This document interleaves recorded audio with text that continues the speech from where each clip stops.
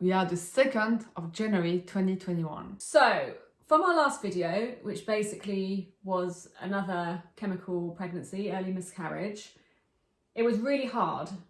I think we found it even harder than the first time. Wonderful support from family and friends, as always. Unfortunately, I had on my side a few, not just one, a few close friends tell me they were pregnant within days and weeks of our miscarriage. And that's always a difficult situation. Obviously, you're happy for them, but you can't help but feel sad to think that, you know, you're not going down that path because we were on it and we fell off it quite early. But we picked ourselves up. We had our follow-up appointment pretty quickly. Everything's pretty logical in that we'll move forward to our frozen transfer. We were a bit worried because the consultant wants to put us on intramuscular progesterone injections for this transfer, which is something we haven't done before. How big's the needle? The needle, yeah, it's even bigger than that, I think. I don't know, I think it's gonna go straight through you, but yeah, that's fine. It's a very big needle and I can't do it on my own because it has to go in my, just above my backside. Yeah. So Mira has to do it. She's freaking out about that. I feel great.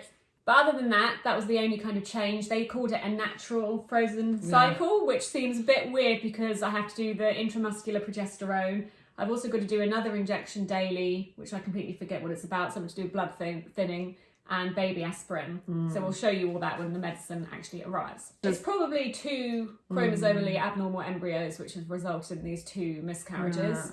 But as extra precaution, we're on high dose progesterone and blood thinners.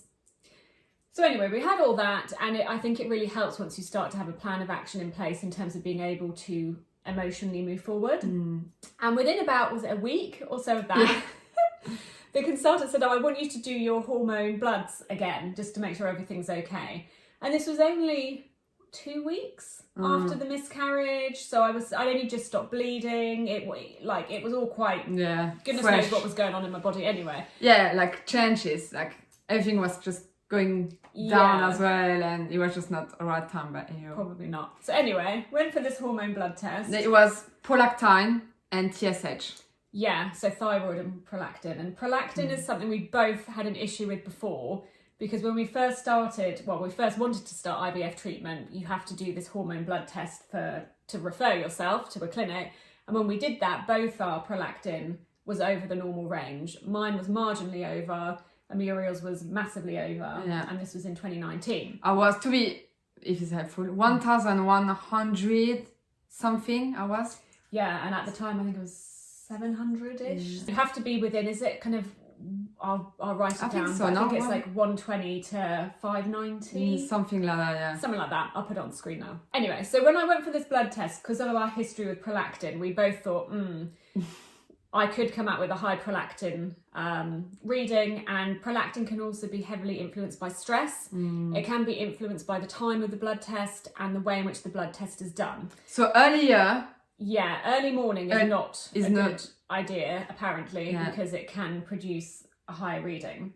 And mine was at 8 in the morning. I hadn't eaten anything, not that was meant to make a difference. No. And I've had so many blood tests. I used to give blood years ago anyway, so I'm not like a person that's necessarily scared of blood tests and don't find them painful. But this one hurt. I must say, this one, I was like, blimey, this was a painful blood test. And I came out and said that, didn't I?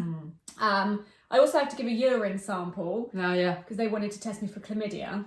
How rude. But apparently chlamydia is linked to miscarriage, and obviously I knew I didn't have chlamydia unless Muriel's been leaving lockdown to cheat on me with somebody else. But in their defense, even if we gay, they don't know what we are doing in our private life. I just had to do it to tick a box. They have to, I was quite stressed going in there just because I knew that prolactin could be an issue, and I was also stressed about the urine sample merely because I don't like having to like pee on demand. So I was like kind of stressed anyway. So we went for that and then didn't hear anything for a few days. It was a weekend. We were out for a walk with family, a socially distanced walk, and got a call in the middle of the day on a Saturday. Obviously you think the consultant doesn't normally call in the middle of the day on a Saturday. Called up and he said, your prolactin is sky high. Mine had gone to over 1,000, which is the highest it's ever been. It's far too high. Gave me a bit of blurb and said, you cannot pursue treatment with your levels this high. You need to go and see an endocrinologist who specialises in this. You may need an MRI scan, because if you have high prolactin, it can mean you have a tumour in the pituitary, a pituitary tumour basically on the brain, which isn't necessarily anything to worry about, but it needs to be regulated. But obviously when you hear the word tumour on the brain, you're like, dear God, what the hell? So we were on this walk. I broke down, burst into tears. The walk was completely ruined. Another great weekend. Everyone was like, what's happened? And it was really awful. And then we were walking back, and then as we were walking back, we bumped into people we knew, and you have to pretend that everything's like really great. And I'm thinking, I'm dying inside. So yeah, that was a massive slap around the face to go from the miscarriage to starting to focus on the frozen transfer and putting all your psychological energy into, we're going to do that in January, to then getting a call saying, you can't pursue treatment. We're laughing now, but honestly, it's just been the worst few weeks, really. Yeah, but after, obviously, we had no other choices than listening and find an endocrinologist, which is obviously there was going to be no way we were going to go through the NHS.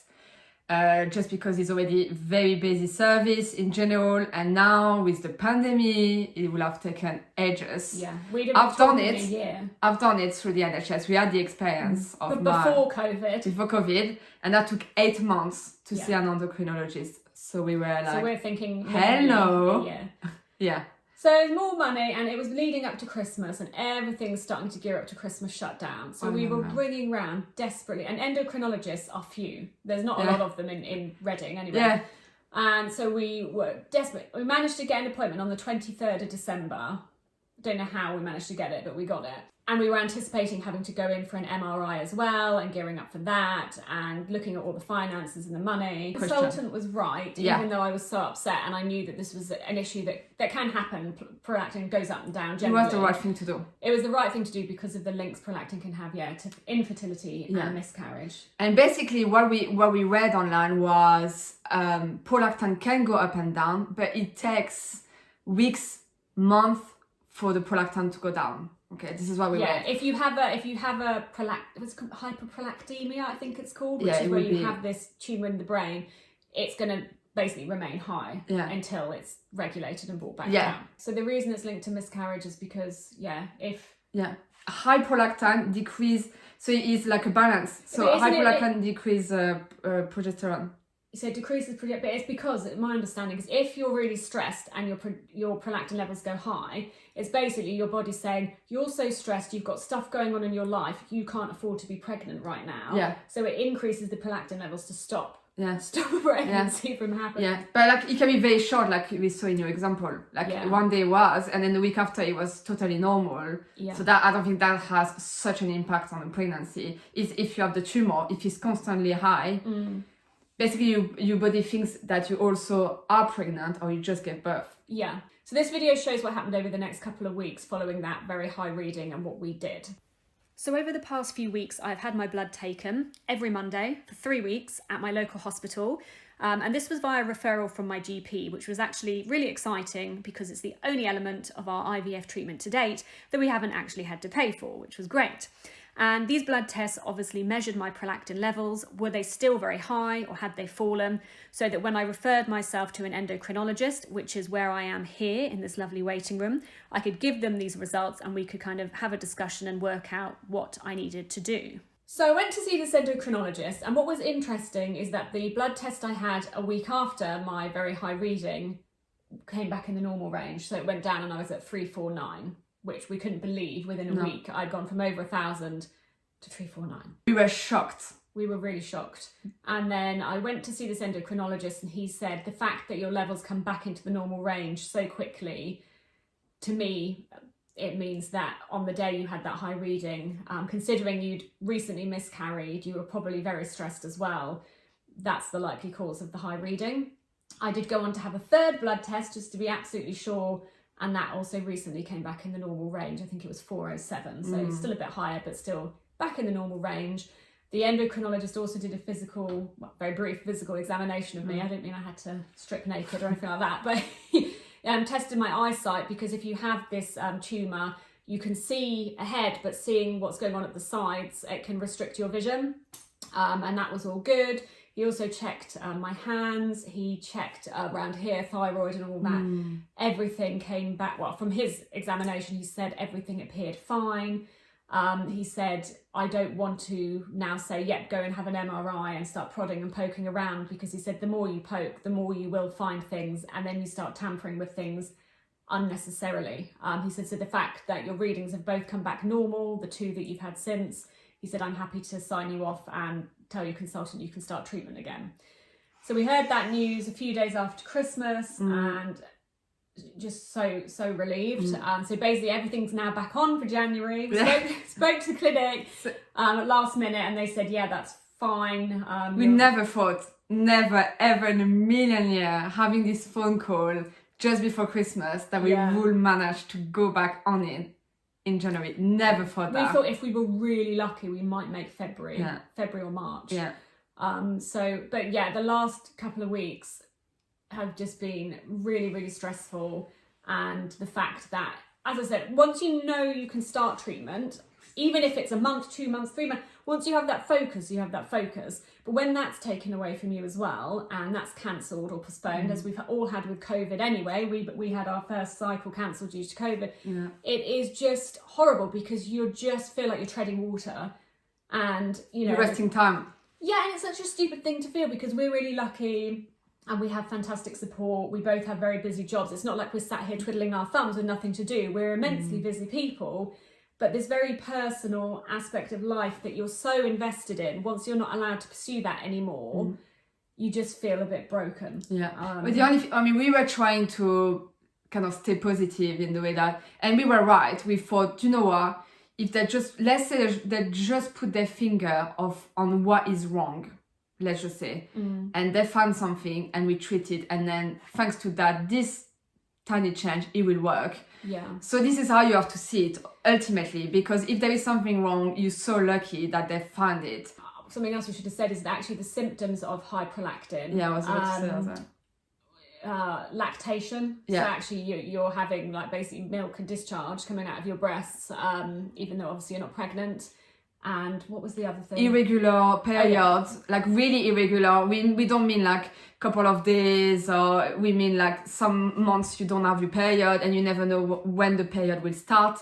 That apparently is a symptoms as well. And I didn't have any. I didn't tick any of the boxes. I didn't have any of the symptoms, which didn't mean there wasn't a problem.